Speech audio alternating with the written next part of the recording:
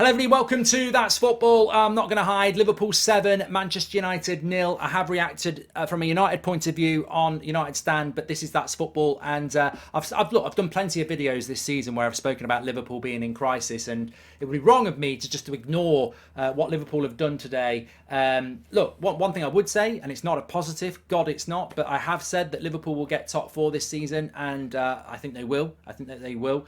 At least I can win that bet off Ben Foster. But the reality is, no team should be losing 7-0 at Anfield, and certainly not Manchester United. But I had this bad feeling today. I didn't really go on social media before the game predicting anything because I'd seen some stuff. I'd seen some, uneducated, gobby United fans who'd been going on about Klopp's finished, end of an era and all this. And I was just thinking, well, I think it's the end of. I've said it's the end of the era for this Liverpool side, and I think it is in relation to winning Premier League titles. But I don't think it's the end of an era for Klopp, and that team is still a team that can win things with one or two tweaks. They just can't tweak it in the season. Their midfield still needs work. There's a couple of other areas they need work, but they're still capable. And what I think was unforgivable from Manchester United today, and completely to Liverpool's credit, predictable, was that you're playing Manchester United at Anfield after a really disappointing season, within a couple of weeks of being destroyed by Real Madrid. This is like an easy win for Liverpool, in the sense that Klopp will know how easy it is to get his players up, to get the crowd up, and make them play with intensity for 90 minutes and never give in.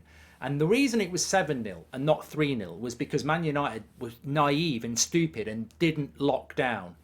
But the reason it was 7-0 and not maybe 3 or 4-0 is because at no point did Klopp or those players go, we've got the win, let's settle. And to be fair, they did it at Old Trafford against Ollie. That could have been 8 or 9-0 at Old Trafford, but they sort of, in the second half, they took their foot off the pedal a little bit. Maybe the home advantage for Man United, I don't know. But they never took it off the pedal today. They would have won that game 12-0 if they could have done. And they never stopped going for it. Now, considering it was 1-0 at half-time, they won the second half 6-0. And it could have been, they could have had a couple more. They were relentless, they were intense, and they sensed the wounded animal, and they didn't show any mercy. I said in the watch-along, it was Cobra Kai FC. No mercy. They saw the weak, and they destroyed them. And Manchester United were weak.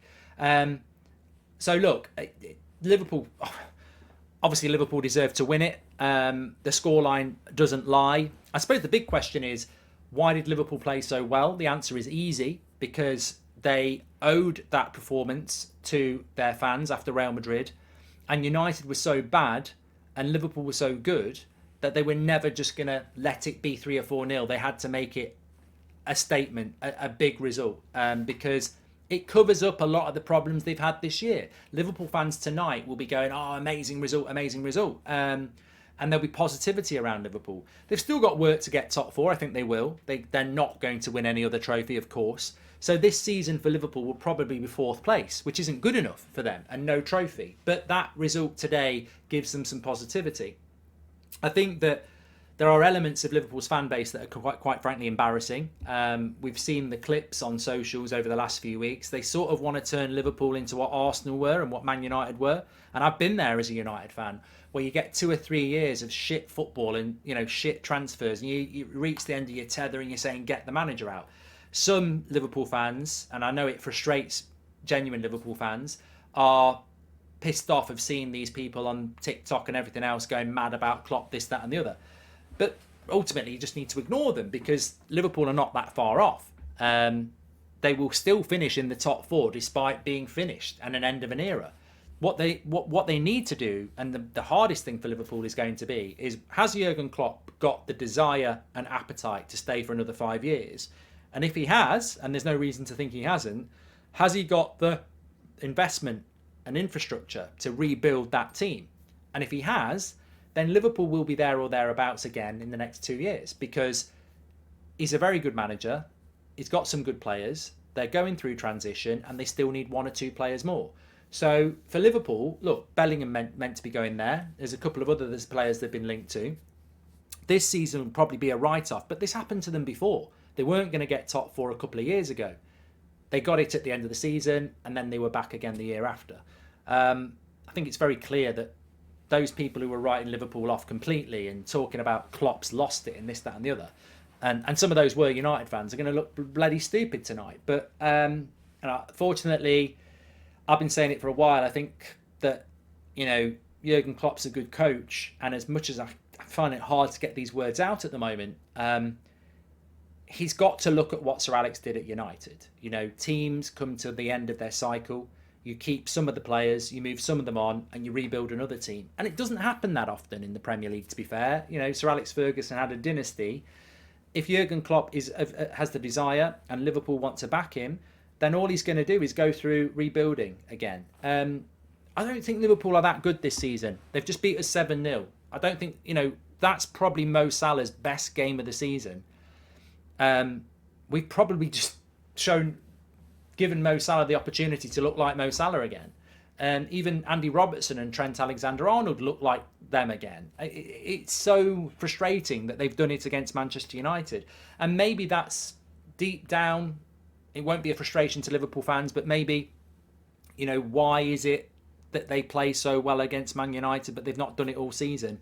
But I think, again, the answer is very, very easy, because Man United against Liverpool at Anfield, after the season you've had, if there's one game that you can prove to people that you've still got it, it was always going to be today. And I said this on the United stand.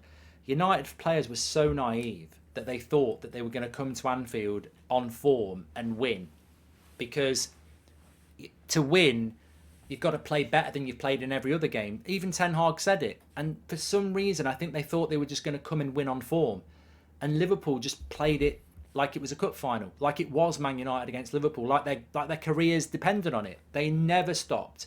And look, first half it was quite equal, but in the second half it was men against boys. They absolutely annihilated us. And I think it's not a coincidence that Salah probably had his best game of the season. Trent played well, even defended well, didn't he? Made that tackle on Rashford. Andy Robertson was superb.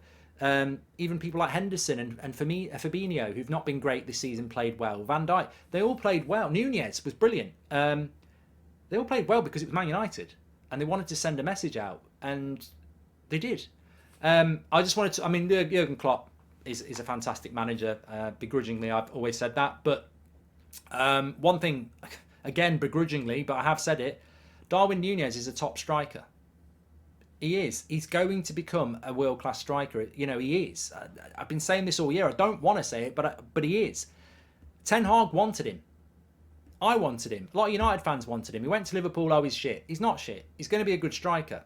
He's probably at Liverpool a year early, but they had to do it a year early because of the competition. Gakpo's a good player as well. He will settle in. Again, this is why Ten Hag wants him. It's so frustrating that Ten Hag wanted him. United ended up getting Weghorst because there's no fucking money, and then he's scoring goals against us. But Liverpool have got some good players. They are going through transition. They still need a few more. But, it's a significant win for them. And I think I've done enough. Thanks, everyone, for watching. Smash a like, subscribe. I'll speak to you soon.